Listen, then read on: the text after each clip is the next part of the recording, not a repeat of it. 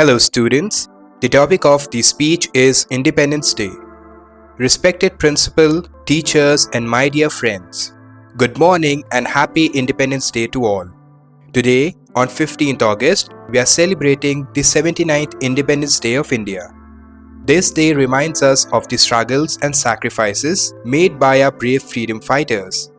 Great leaders like Mahatma Gandhi, Bhagat Singh, Subhash Chandra Bose, Rani Lakshmibai and many others fought fearlessly for our freedom from British rule. After years of struggle, India became free on 15th August 1947. We salute the heroes who gave us this life of freedom and dignity. Today, India is moving ahead in science, technology, education and space. We are proud of Chandrayaan, G20 leadership and digital progress. But we must also work together to remove poverty, pollution and inequality.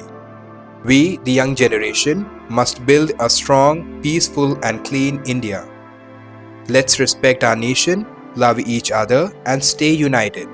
That is the best way to honor our freedom fighters. Jai Hind, Jai Bharat. Don't forget to subscribe.